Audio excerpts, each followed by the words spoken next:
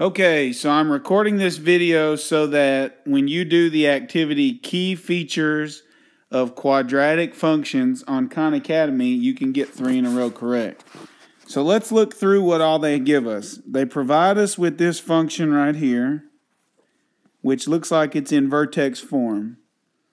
Now it asks us to tell the zeros of the function and put them here in ascending order.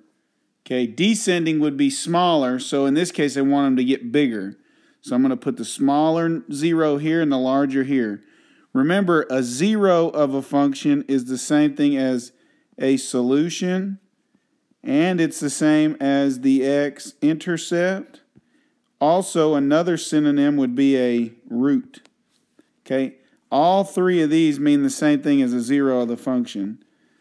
In the second part, it says fill in the coordinates of the vertex of the parabola. Well, since this is in vertex form, I know that the vertex is going to be 14, because that's what will make what's inside here 0. And I know that the y, whenever I plug in 14, I get negative 56.25. In other words, negative 56.25 is my y value, and whatever will make what's inside the parentheses 0 is what goes here. Remember, in vertex form, that's going to always be the vertex. And remember, the x value is always the line of symmetry. So right here where it says complete the equation of the parabola's line of symmetry, right here I just put 14, because the x value is always the line of symmetry. Okay, so that was easy. We did this portion and we did this portion. Now we just need the 2 zeros, which means I need to take all this and set it equal to 0. So I'm going to write 0 equals r minus 14 all squared minus 56.25. So all I did was replace this f of r with a 0. Okay, because if you take the entire equation and set it equal to 0, that will provide you with the solution, the x-intercept, the root, and the 0 of the function. So now to solve this, I'm going to add 56.25 on both sides. And when I do that, I have 56.25 equals r minus 14 all squared. And I'm trying to get r by itself. So to do that, I need to get rid of this squared. Well, what's the opposite of squared? It's square root. So I'm going to square root both sides. And so what is the square root of 56.25? Well, it'll have 2 solutions. Okay, the square root of 56.25 is 7.5, but it's also negative 7.5. Okay, now the square root right here, the square root of r minus 14 squared is just r minus 14. So I'm going to set that equal here and r minus 14 equal there. Okay, now in order for me to solve it, I need to add 14 on both sides. And so right here I have 21.5. It's going to be my bigger one, so I'm going to put it here, 21.5. And then here I'm going to add 14 on both sides. And I get, when I add these, I get 6.5. And so it's my smaller 0, so I put 6.5. And so we're done. Let's go on to the second example. All right, so here's our second example. Let's read through it. It says the following function is quadratic, and we know that's true because it's a second-degree polynomial. And therefore, its graph is a parabola. That is also true. Now, it says right here, fill in the zeros of the function in ascending order. Remember, ascending order means getting bigger, so we want to go from smallest to biggest. It also says fill in the coordinates of the vertex. And here it says complete the equation of the parabola's line of symmetry. Now, line of symmetry is the easiest part of this whole thing, so let's do it first. Remember, the formula for line of symmetry is x equals negative b over 2a. So in this case, I have x equals, okay, let's label what a equals. A is 1, b is negative 1, and c is negative 42. A is the number in front of x squared. B is the number in front of in front of t squared. B is the number in front of t, which is -1. And C is the number out here by itself, which is -42. So that's where I got these.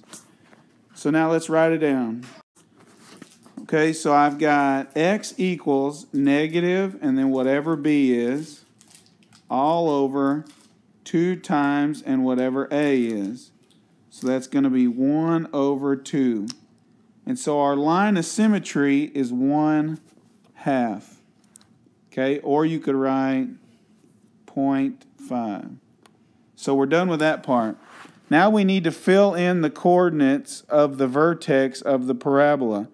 Well, our line of symmetry is the x value, so we've already got that. It's going to be 0.5 right here.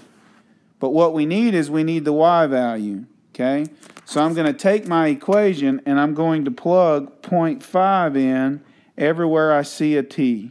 Okay, and so I have 0.5 squared minus 0.5 minus 42.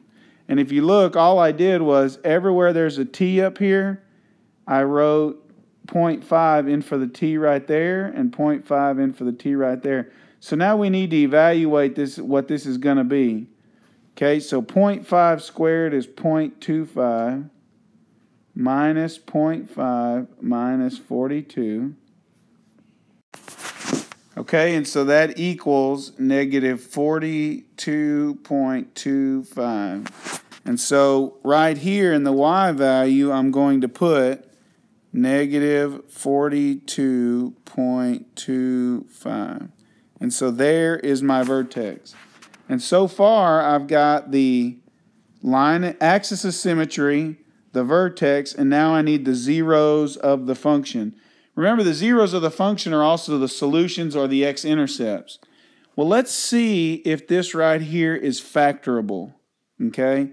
If it is factorable, it'll factor into 2 binomials, right? So let's write 2 binomials. And we know that t times t is t squared. Now what we're looking for, what are my factors of 42? Okay, 1 times 42, 2 times 21, 3 times 14, and 6 times 7. All right, now we're looking for these factors that multiply to be 42, but also add to be -1. And so it's obvious that 6 and 7 will work. And so let's say I do -7 and +6, and this whole thing is set equal to 0 because I'm trying to find the zeros. Okay, so now let's check it first. -7 plus 6 does equal -1. And -7 times 6 does equal -42. So this does factor. So now we need to set each of these binomials equal to 0.